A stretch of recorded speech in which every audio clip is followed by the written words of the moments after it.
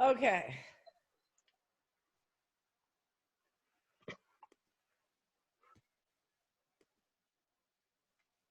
And we're live. Ooh, that worked really fast and good. Hi, everybody. Hello. Welcome to this special edition of Business Our Way. I'm in my COVID fabulous attire, my COVID fabulous self. I think I actually even have a beard these days. But welcome. I'm really excited. We're a little late, so we're just going to jump in. We're here today to talk to one of our leaders, a woman who actually led me through her actions and her leadership out of the woods and into the word entrepreneurship. I've really admired her and have had the privilege of having some good conversations with her around our industry very early on, and it kind of made us friends. And I'm really excited to get to be a part of sharing her transitions and her revelations and where she has taken this experience called life today. So welcome. We're just going to dive in. Welcome, Jazmin. How are you? I'm really well. Thank you so much for having me. Oh, thank you.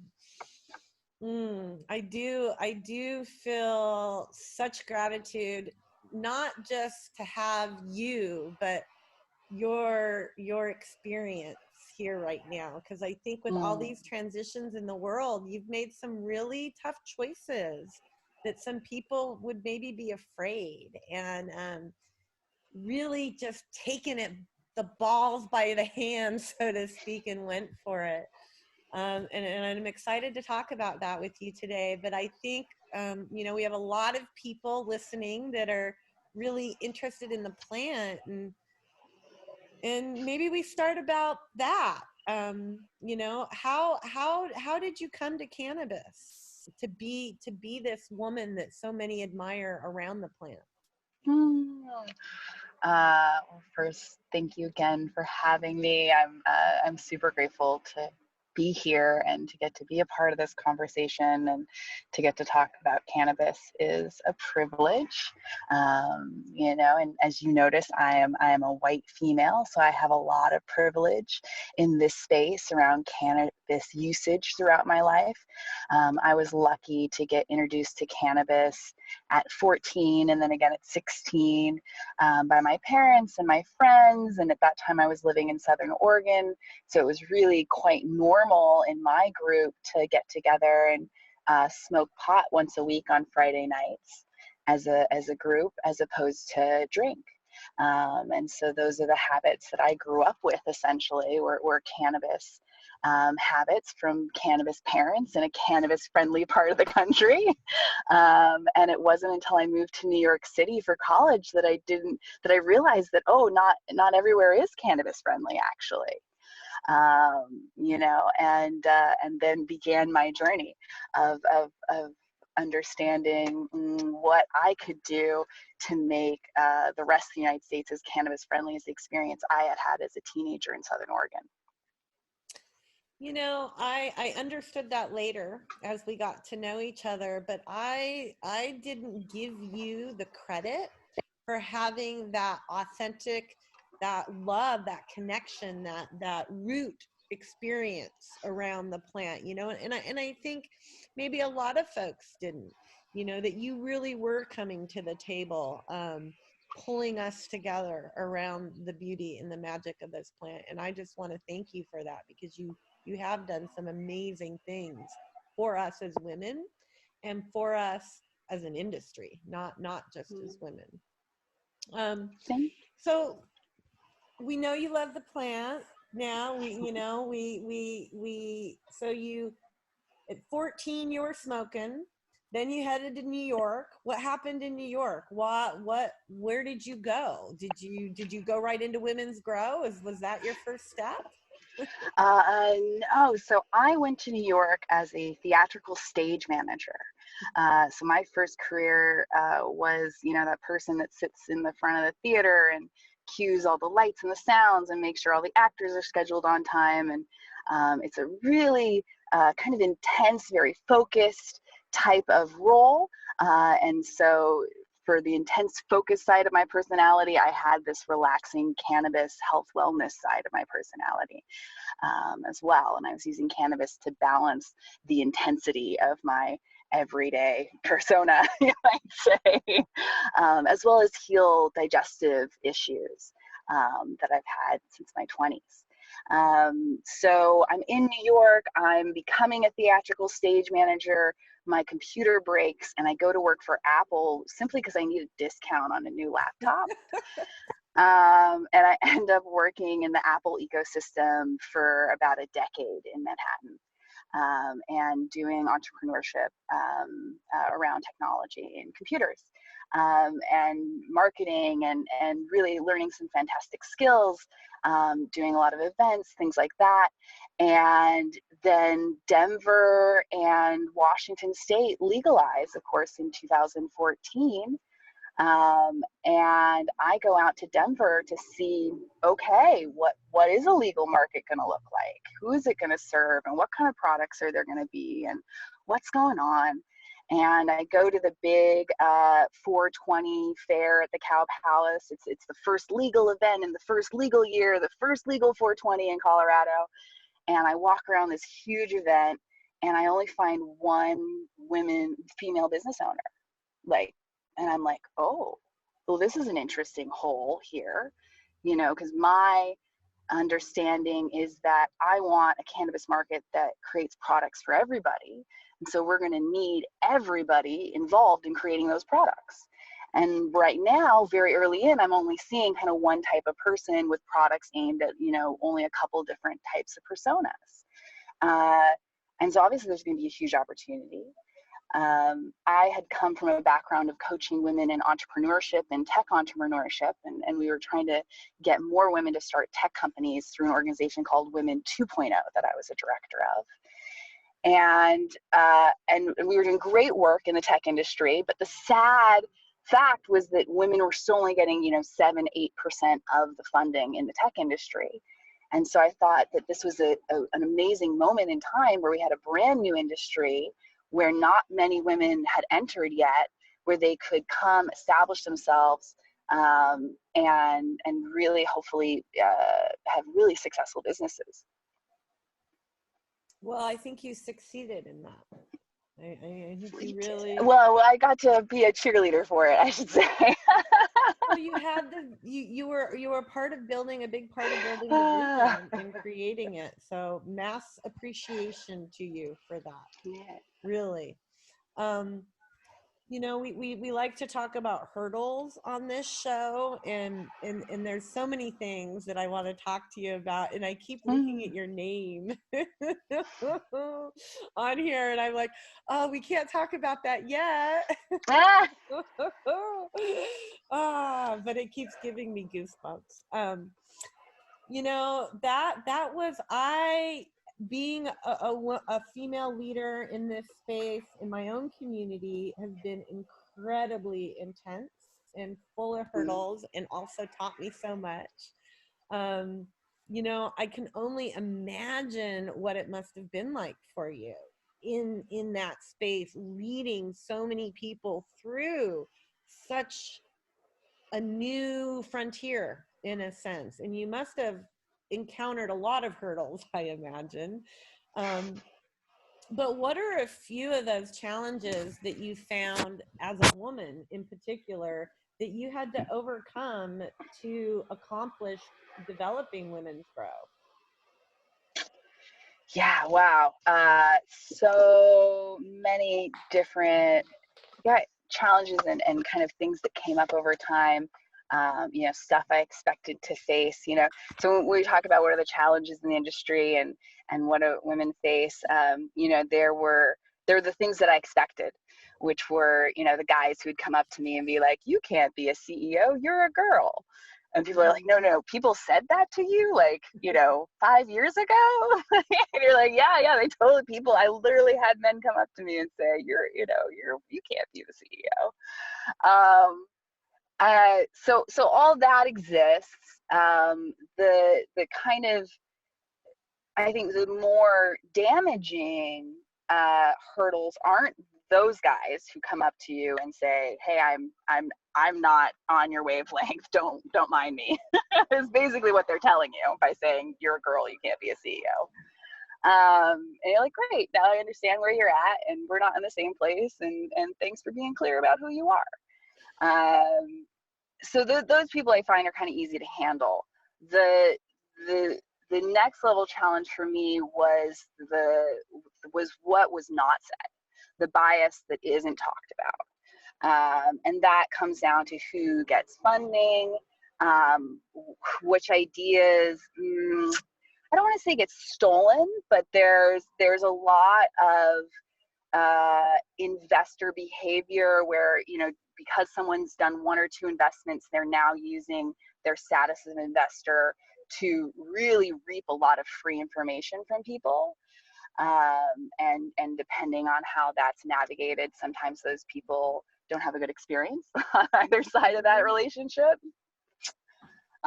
So I found that, because a lot of us really came from a really open, free, kind of wanting to share information and share the plant, and I'm sure many people in your audience, came from the experience of being cut off and not being able to share, and you're growing on the same hillside, but you can't talk to your neighbors. Everything's got to be private and secure, and you can't even have friends over for part of the season.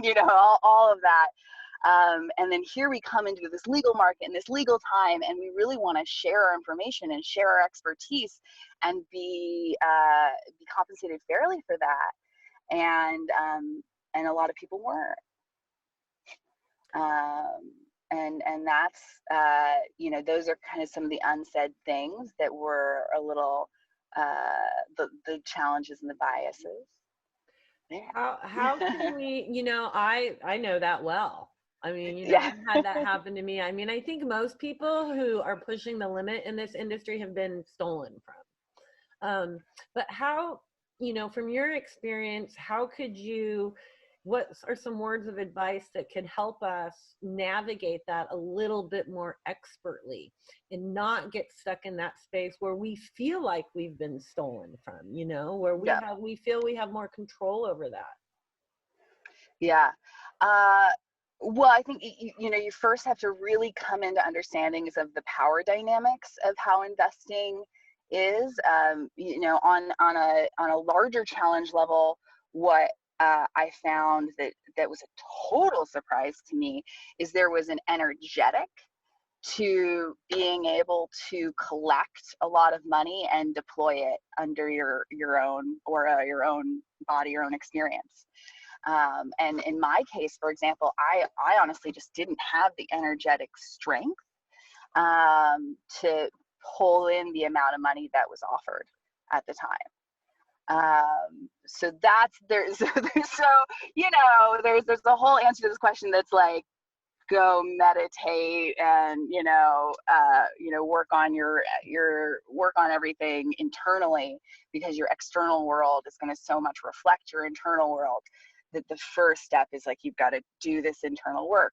But it's not one or the other. It's not you do the internal work for 3 years and then you get the $1 million company. It kind of comes in phases and waves, and so you need to do a little internal work and you'll get a little more done externally, and you do a little more internal work and you get a little bit more done externally.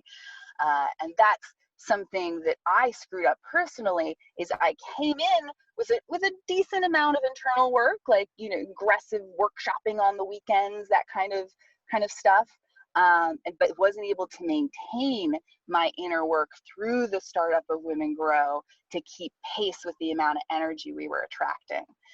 So the startup phase for Women Grow, the first 1.5 years, 2 years, was very easy for me. That was within my energetic blueprint, very much within my ability to hold. But then after that, I wasn't able to hold and direct that amount of energy. And you can replace the word with energy with money or staffing or attention, however you want to think about that. But at a top level, it's energy. But I want to actually answer your question more specifically about investors and being in this universe where we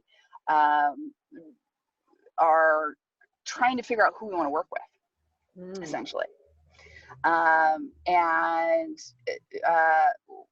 the first step for me is to take all conversations super lightly. Especially when you first get going on this, especially if you come from a background of just having, you know, maybe one grow and working with the numbers of like, how much am I going to make on these, you know, X number of plants. When you start talking about a bigger business, it gets really, really exciting. It gets really, really exciting.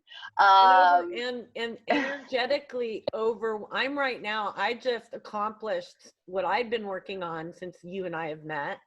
And I literally right now, in health wise, I can energetically feel that external versus my eye, like trying to figure out how to weave in all that energy coming into me right now and manage that internal homeostasis, or whatever you want to call it.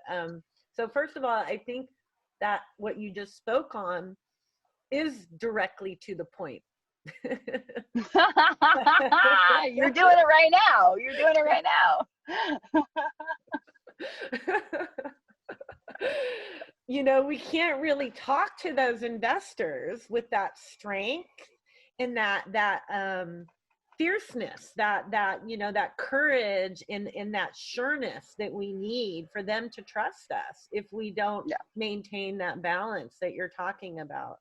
But I'm sure, you know, a lot of women would like to hear some real key linear objectives. Not me. We'll do it all. We'll do it all. We'll do the energy level. We'll do the workshop version. We'll do it all. I think I have a blog post on this somewhere we can send out. Because it was actually really interesting to go back with another woman in the industry named Melissa Meyer, and for us to backtrack and figure out what was our advice to women going through this investment process after we had seen people do this for the last 3 or 4 years. Right. And my advice going into this is actually very different from my advice on the back end. Going into this process, my advice was very classic Silicon Valley, how you get funded. Like, you write a deck and you tell them what your secret sauce is, and you get the best advisors, and they will give you money. Like, it's a formula, you know, A plus B plus C equals money. And of course, we sent people out with those instructions, and the money didn't always come. And it was like, oh, well, this is unusual. Maybe this isn't a game that's just about, do you have the best team at the best time with the best logistics or the best, you know, what, the patent or whatever your special sauce is. There's other levels to this. And of course, you know, investing, no matter what you're investing in, has a lot of levels. And one of the biggest levels is who do you know and who trusts you? Because, you know, if I as an investor just want to invest in any cannabis project, I've got my pick of the litter. You know, every project's open for investment, especially if I'm an investor with, you know, resources or with connections or with experience. Oh no. Did I lose you, or did you lose me? I think we might have lost Jazmin for one moment. She's still on. Just as we were getting going too. Let me check on Facebook, see where we're at, everybody.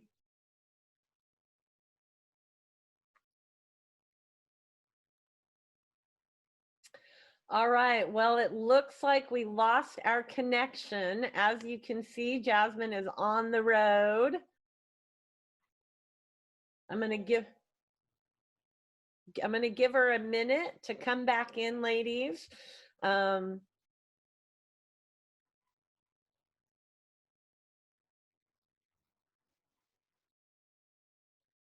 We'll be right back. Let me check out and see if I can't help her get back in to talk to us all, so we can get those key pointers she was talking about. All right, I'll be right back, ladies.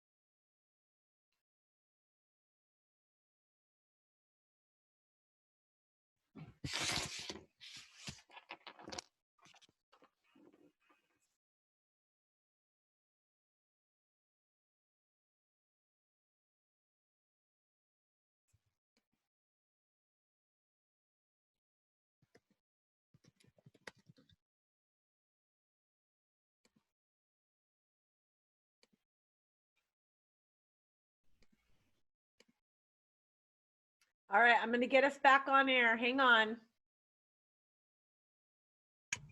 Oh, hello. Hello. I'm going to get us back on air here real quick. Hang on. Okay.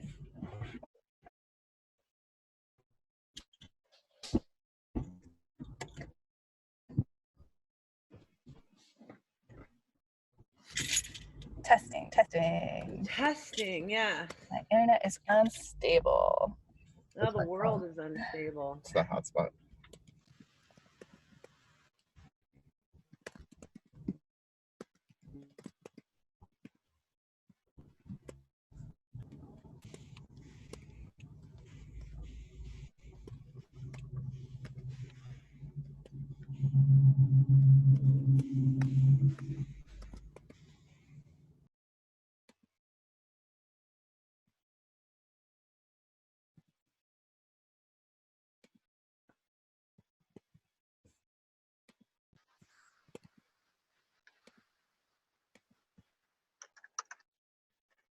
Okay, we are back. You're back too. Good. All right, everybody. Can you hear me, Jazmin? Can you hear me? No, you can't hear me.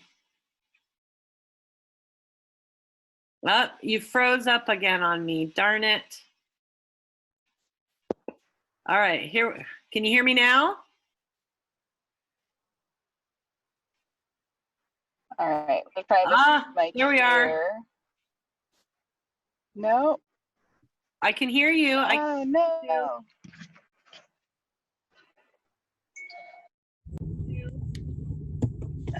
I can see you. All right, here we go. Okay, I can hear you now. Yeah, I can. I can hear and I can see you. Oh man, what a downgrade. Okay, well. Hey, it's life, man. Keeps it real, girlfriend. But everybody, yeah. I got some texts like, wait, we want to know what she was going to say. I was like, we were just getting rolling. Yeah. All right, well, let's get back into it. Let's see, we were talking about working with investors and that process of getting investment as a plant leader. And how you started with one perspective and you were going into that a little bit, and then you were going to go into what the coming out of it perspective. Yeah. So, you know, in the beginning, I taught a really traditional approach to the investment process that was based on our assumption that it was a meritocracy. Turns out it's not. And honestly, you know, the majority of ventures fail, like 99.5% of ventures fail. So some people come to me and they say, oh, I could never ask, you know, for money for this idea because there's a chance it might not work. And honestly, though, if someone's investing in businesses, the majority of what they invest in isn't going to work. And so you should have some confidence in that maybe your thing will work. But all that being said, treat those early investment conversations really lightly. You're going to need to have, especially when you're new in the investment conversations, having one super positive conversation can seem like, oh my God, I'm going to be a millionaire tomorrow. They're going to deposit everything. This deal will close. And just from personal experience, I can tell you that you're going to need to have 10 conversations that feel like, oh my gosh, this is closing tomorrow. Every place is in P, you know, every time this is 100% going to happen before it actually happens. Honestly, there's a lot more people excited to talk about investing in your company and to learn about cannabis than there are people ready to invest right now who are going to deposit money into an account for you. So, you know, treat everyone you meet with respect, regardless of who they are, but know that there's a lot of different types of investors. There's a lot of people who define themselves as investors, and that could mean anything from, oh, I gave my son-in-law $10,000 3 years ago to start a construction company, which isn't necessarily going to be someone who's going to give you $1 million for your cannabis company next week, to people who are deploying large amounts of assets. And maybe you're actually a less attractive partner for them because you're not as experienced in business as they want, because they're used to working with people who are ready to deploy millions and millions of dollars. So you'll see that whole gamut. And I really encourage you, as much as they're trying to learn about you and do research on you and your idea, your job is to be doing research on them and to be asking questions up front, like, what was the last investment that you placed and how did it go? And, what are things that have worked well for you in the teams you've invested in the past, and what things haven't worked well? What are your expectations? Are the returns what you're really interested in, or are you interested in, investing in the plant? Are you into this for activist purposes, for health purposes, or is it a straight up return? And which investors you align with, really listen to what their goals are, because that's going to tell you what kind of timeline you have to work with these folks. And to think about these as relationships that have multiple year timelines, right? Because you're going to be in relationship with this investor until either this thing fails, you quit, you get replaced, and those are kind of what happens most of the time. I've done all those things. Or you get bought out, or this thing gets sold to a much larger whatever, and everybody leaves with money, right? And that's a multi-year process, no matter what. So as you're creating these relationships with your co-founders and with your core key investors, you want to make sure those are multi-year relationships that you want to have.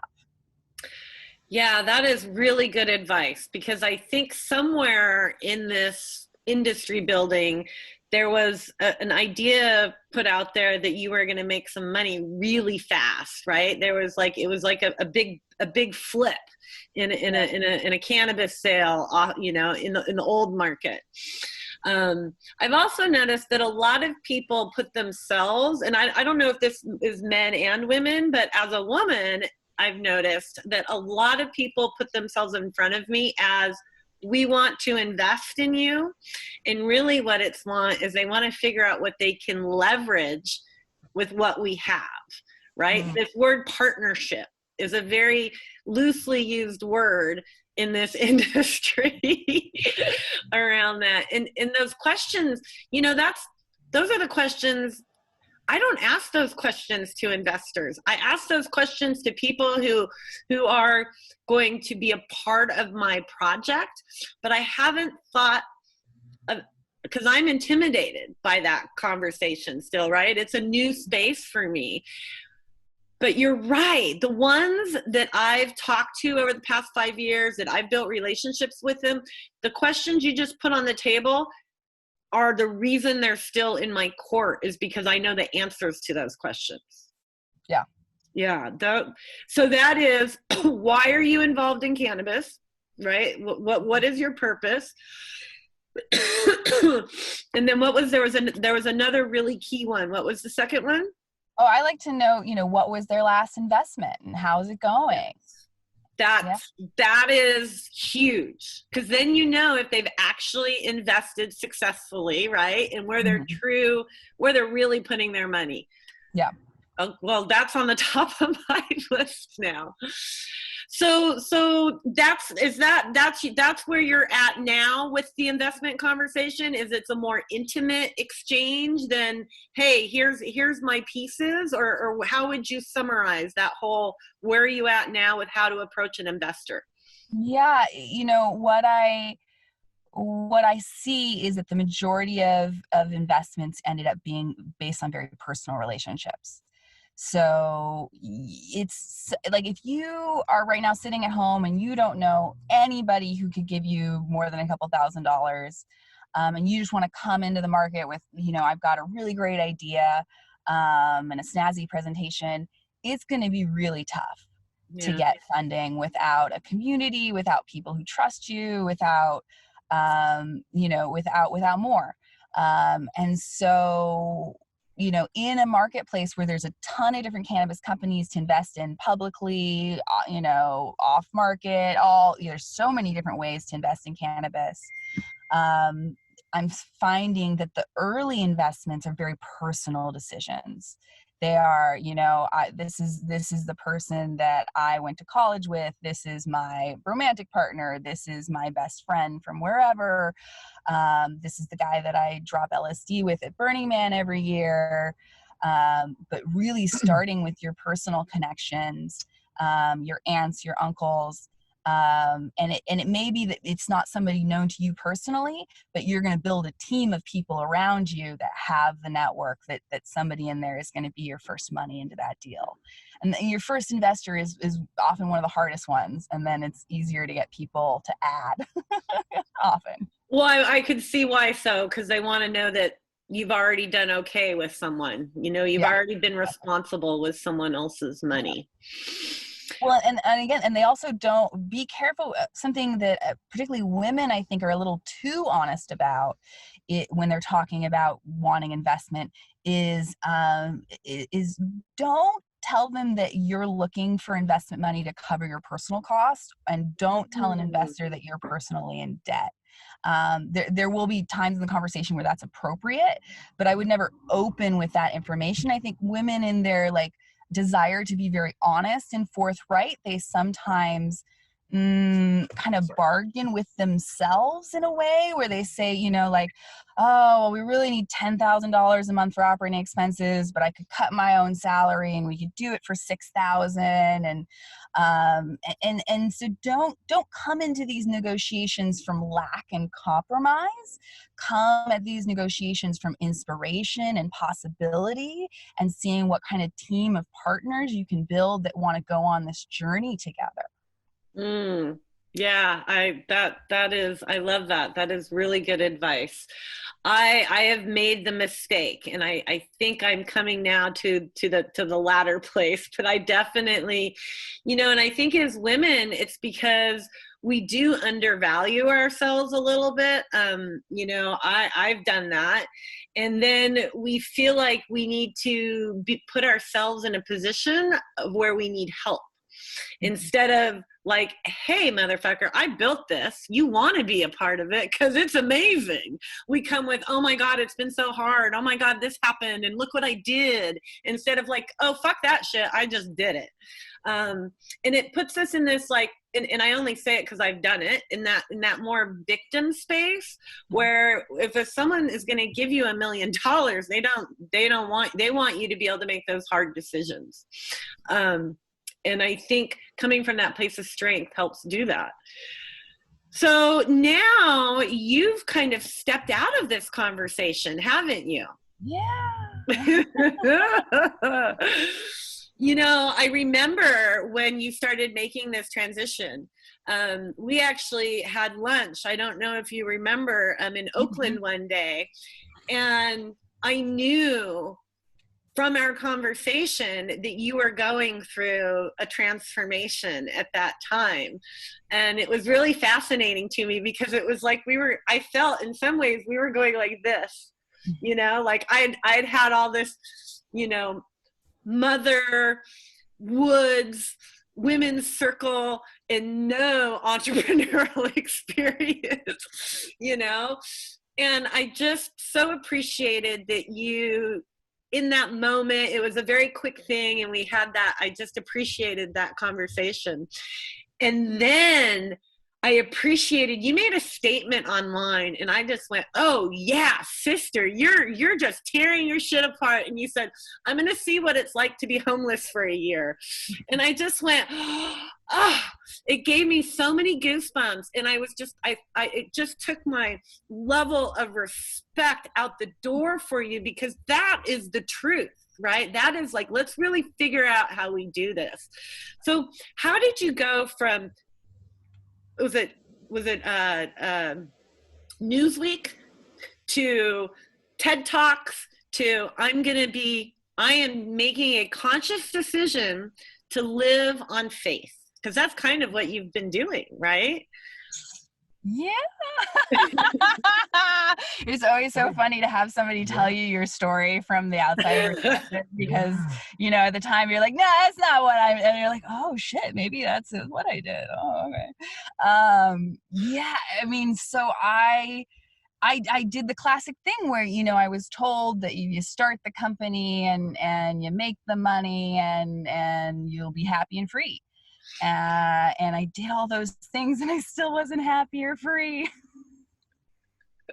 I was like, motherfuckers, like, I've taken this really extreme. Like, I went and got a college degree, I really did all the things you said.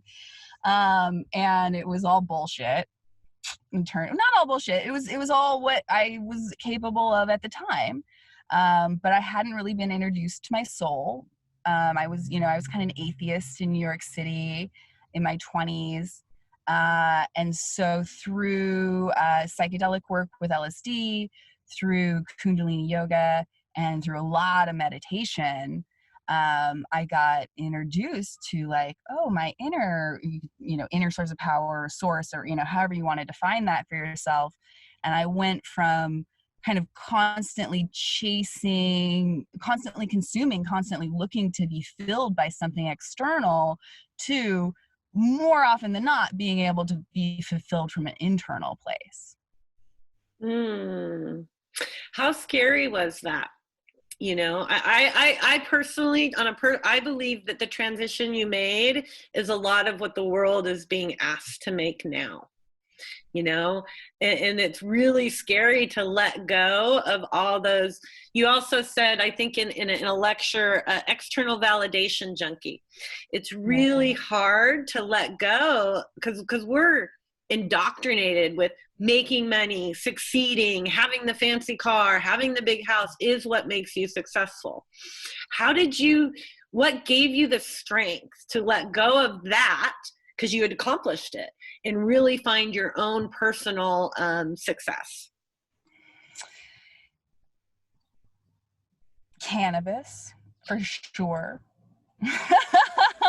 Cannabis, for sure. LSD, for sure. I'm so lucky to come from hippie parents. So for me, this was a return to childhood values. It wasn't fighting my childhood programming, which is a whole other layer and experience that some of my friends get to have. And so for me, yeah, it's just that return to values of, oh, look, nature. Oh, look, the power of plants. Oh, look, the power of spirit. Oh, look. And I had been, doing a lot of work with women about empowering women and unlocking women. And so I had gotten practice in, there are storylines we're telling people that don't actually make sense, that aren't, you don't actually have to shave your legs to be a woman. No. You don't have to have a diamond engagement ring to get married. I'd started to unravel those storylines into my empowerment work with women. And so when you finally got to my peak of entrepreneurship anyways, and you get the money in the bank account, and you're like, oh, this was a lie too. Oh, this was a game we created for each other, and there's positives and negatives to it, but it doesn't equal, I did X, therefore I get happiness. Much more complicated equation it turned out to be. Yeah, kind of simple once you get there, huh? Yeah. And so well, I have a few questions. So I've kind of got three, but we'll start with, so what does life look like for you now, today? I won't ask tomorrow, but right now, what is your experience like? I mean, obviously you're not flying all over the world, giving TED Talks and conferences and things like that. Like, what is this journey that you're on? Yeah. So when all this went down, I was facilitating silent meditation events in Maui. So we were doing 10-day courses for free with groups of folks, teaching them meditation. And literally you're offline and you're in silence, and you know, and then the event ends and we get released into this world where we don't know how long flights are going to operate for. Borders are starting to shut down, et cetera, et cetera. And so, yeah, it's the wildest time to be homeless I've ever experienced.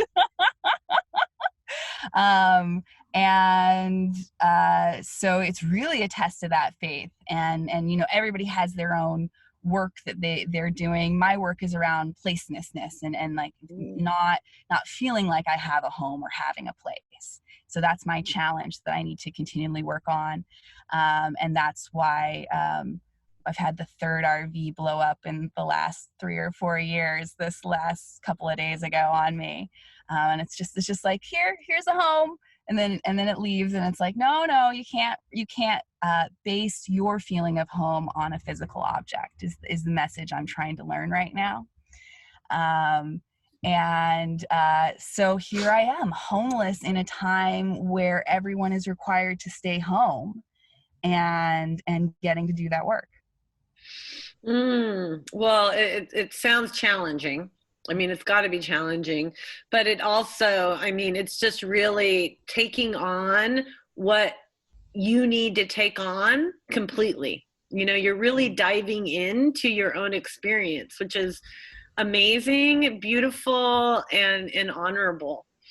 You know, you sent me a program that you're starting to teach. Is that correct?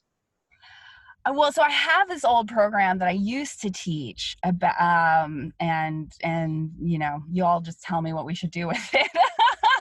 Because we used to do it as a 4-day weekend, and I don't imagine there's any way I'm going to be allowed to throw 4-day weekends in the short term.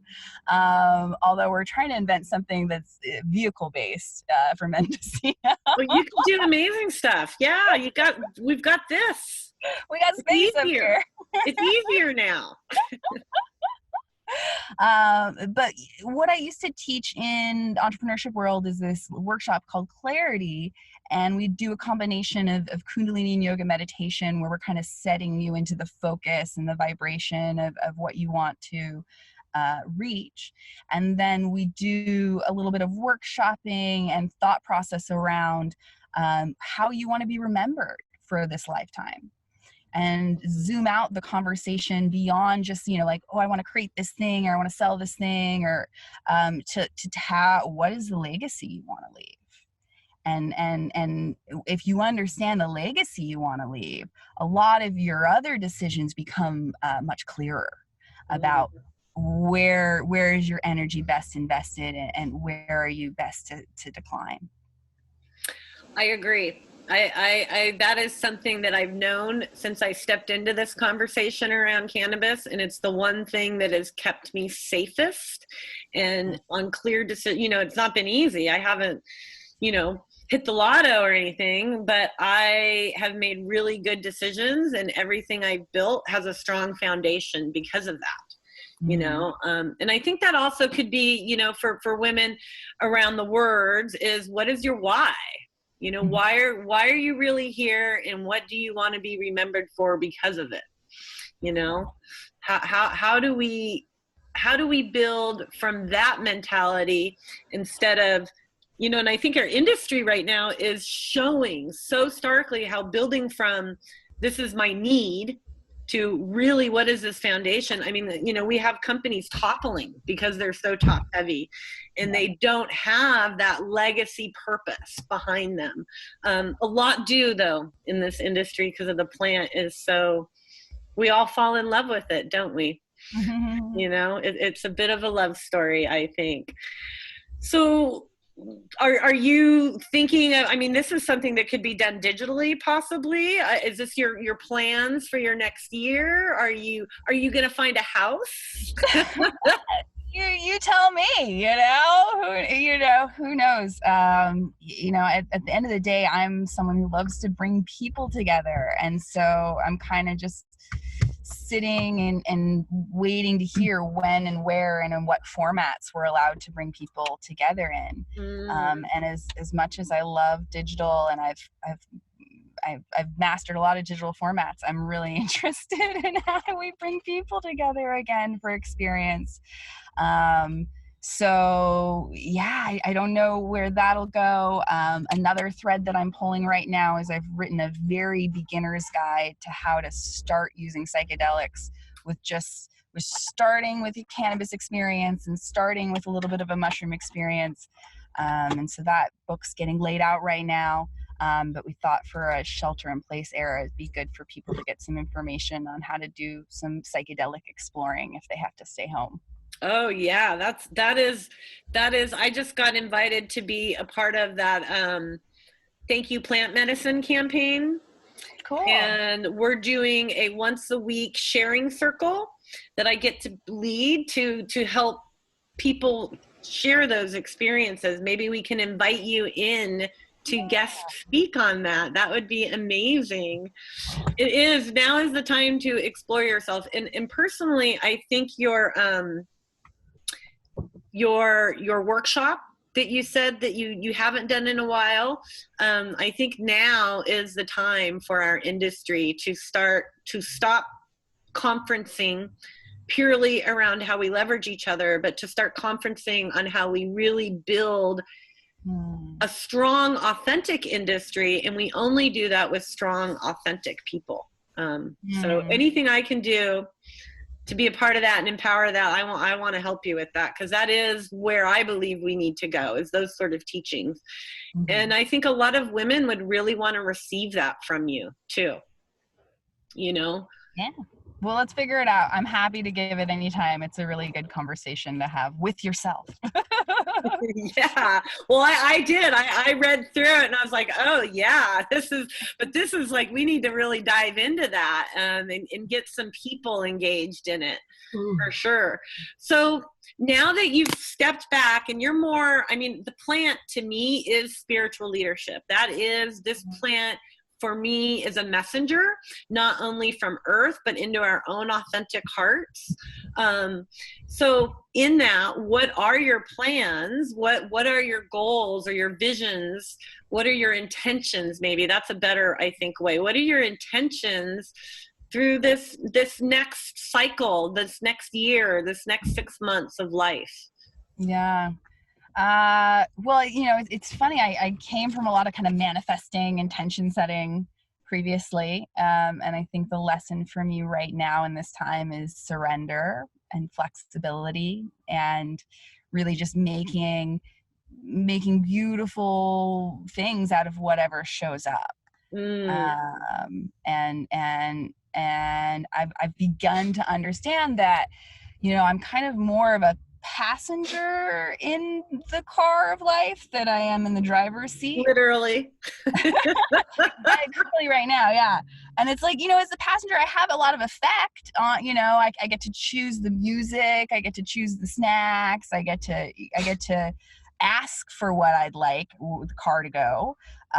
But I think the car's got a bigger plan than I do. So the Buddhists, some Tibetan philosophies talk about us being jewels, and we're all these beautiful jewels of different colors, but we're all interconnected, right? So we're not bigger, better than each other. We're just all these different sparkles in this magical grid. And I don't see well, I guess I do. The grid is real, and I could see how we're just, you know, like when energy connects, there's a spark. That's what we are, these little magical sparks in the universe. All a part of it. We have our own little individualities, but our cores are all the same in that. So I understand that. I think now is really all we can do, isn't it? Yeah, just do it. We're just here being. Do you feel, I mean, you when this first started, you were on a homestead in Hawaii, correct? Yeah, for sure. I noticed the Facebook Live badge went off. Is that okay? Oh, it did. We must have lost, well, I'm recording it.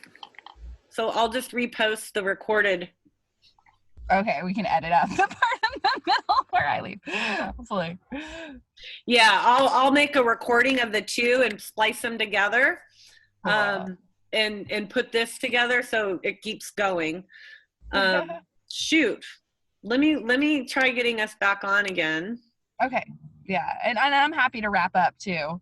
Well, we'll get on and we'll wrap up and go from there.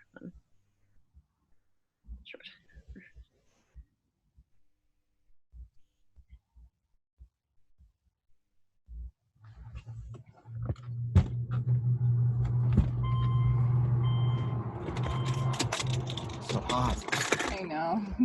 So warm. You're very patient. I love it. I kind of want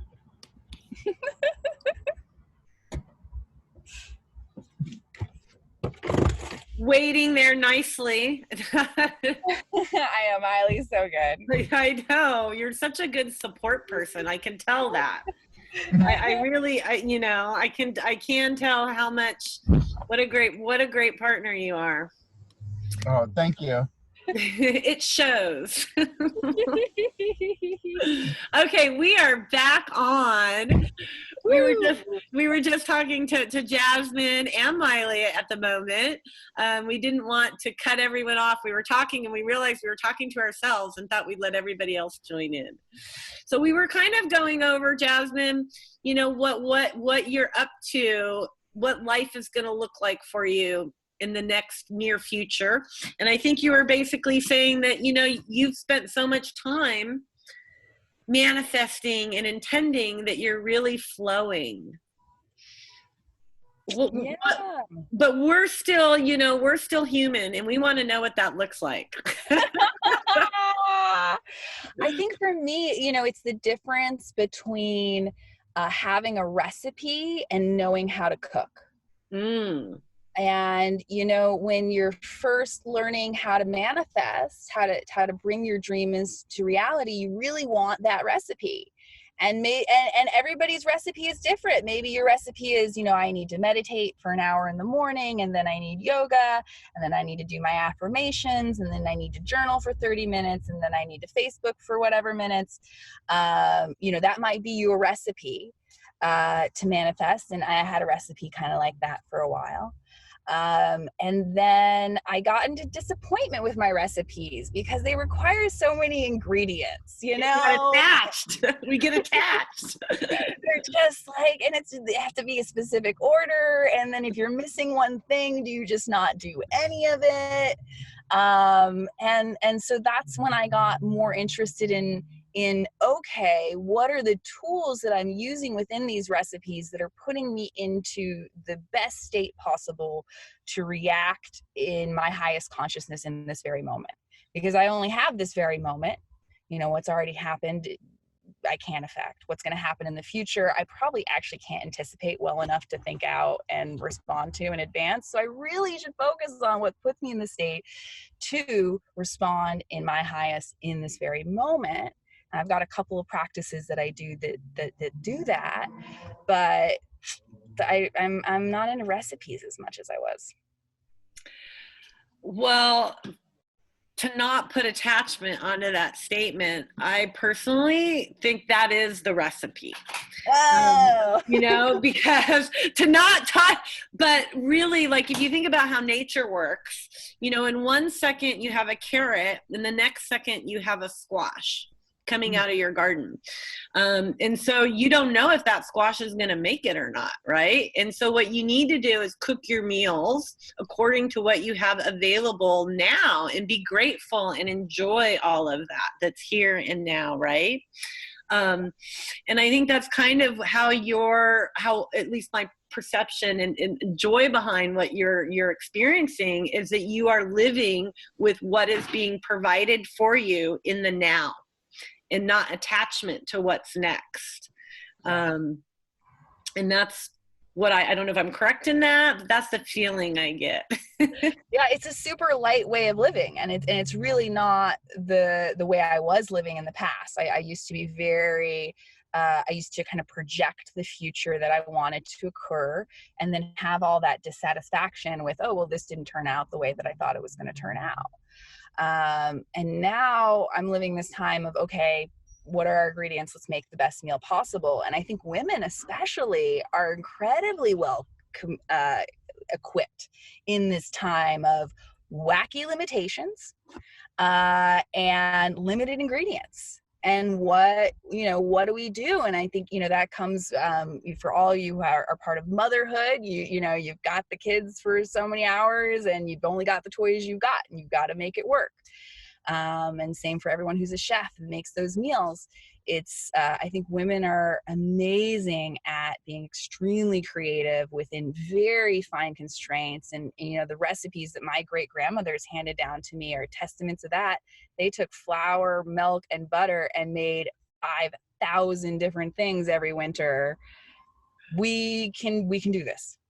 Yeah, we can. I think we're going to do it well. Especially, this is what women were made for in a lot of sense. This is our natural abilities to solve problems and to make things better, through solving those problems.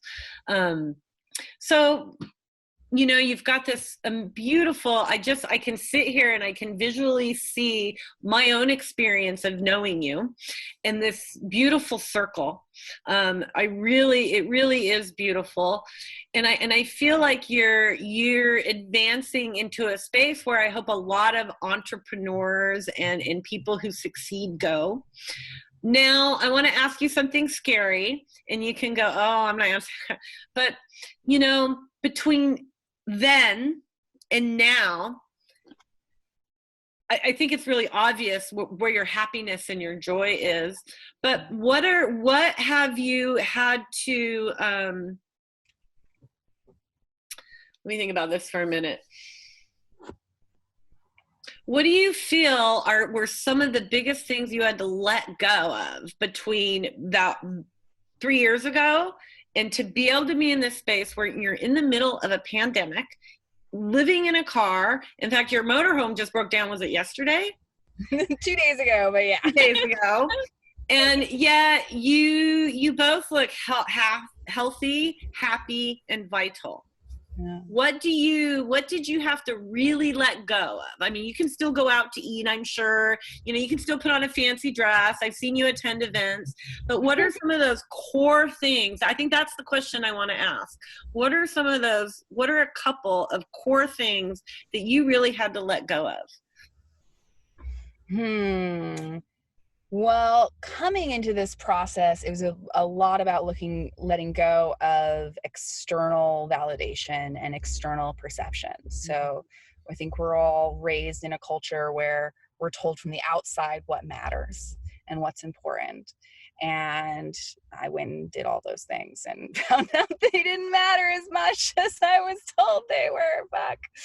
And so I had to go looking for that happiness inside myself. Gosh darn it. So hard. It was so far away the whole time, and found it. And so now, I come from theatrical production shenanigans and entrepreneurship, which is all about a series of completely insurmountable obstacles that, you think any day you're just going to be like, you're going to be dead or broke is pretty much your life as a cannabis entrepreneur often.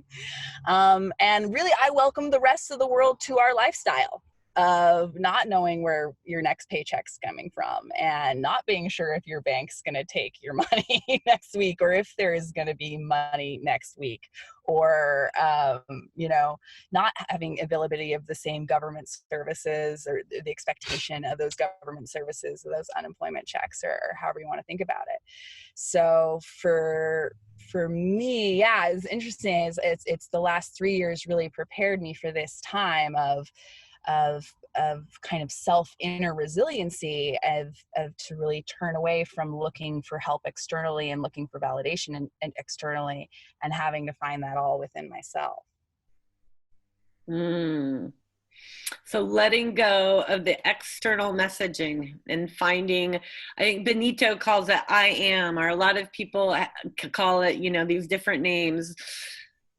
I find it to be my my safest, warmest, most pleasurable state ever. It's our truth, our true beauty. It's that straight state of true love.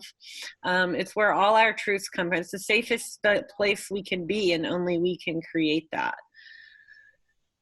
So maybe another way to say that is that you had to let go of everything that said you were safe. Or it gets taken from you, broken down on the side of the interstate, is what I find about whatever you want to attach your safety to, whether it's a relationship or a home or a job.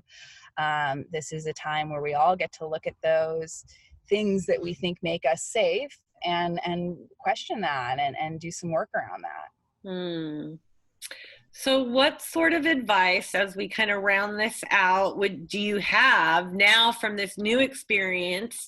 If you were on stage right now with a room full of women that have never entered this space, what are two key things that you would want them to walk away with now?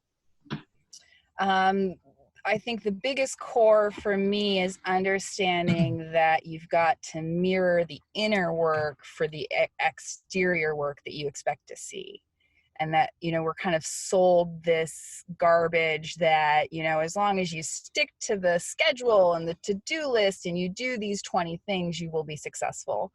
But there is an internal list of things, and that includes keeping yourself healthy and what foods you're eating and how you're managing your time and your stress levels. Because honestly, at the end of the day, the majority of businesses fail. So why screw over your health permanently for something that's temporary? And almost every business is temporary. That's excellent advice, because I've definitely sacrificed my health a bit for this. We all have. Yeah, we all have. And it's time to replenish that. So take good care of yourself and spiritually feed yourself. And then is there another one? Oh, wow. Let's see.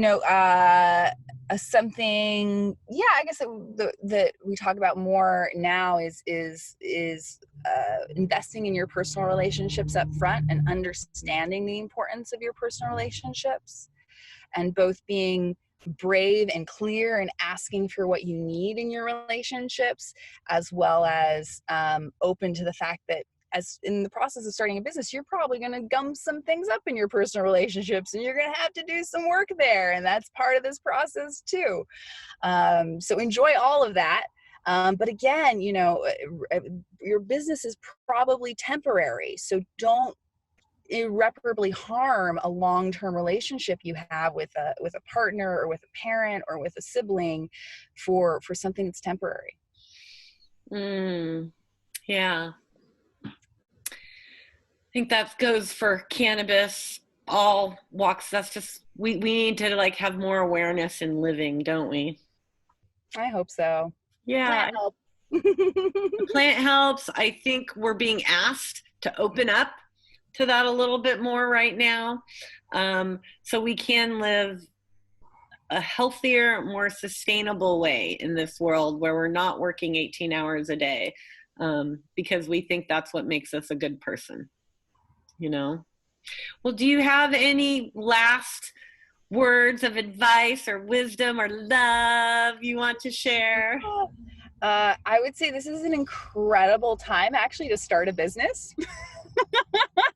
I'll give a shout out to entrepreneurship one more time.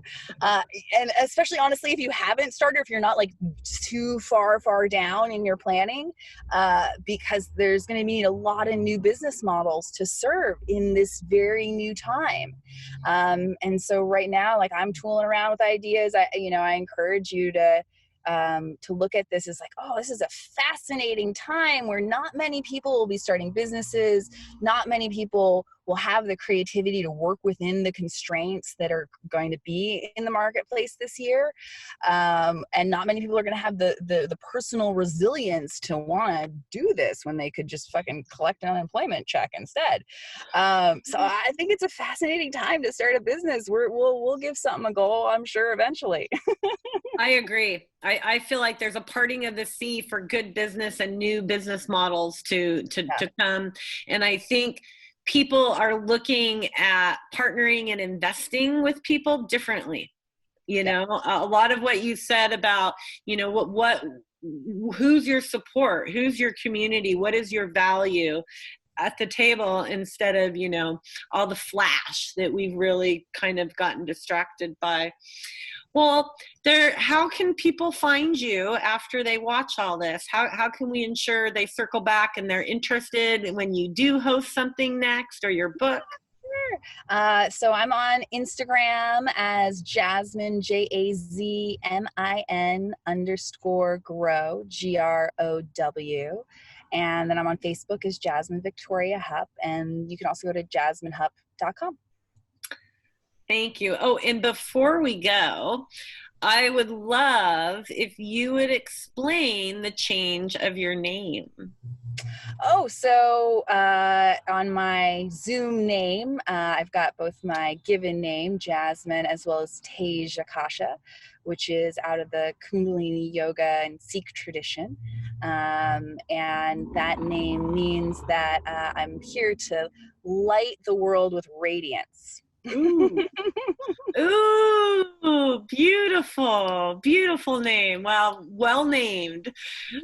We appreciate your radiance, and Jazmin, I truly have appreciated your leadership and your comradeship in the past few years, and I look forward to more. And I really look forward to participating in one of these clinics that I know you're going to do soon. Oh, thank you so much. It was such a pleasure. Mine too. Bless you, sweetheart.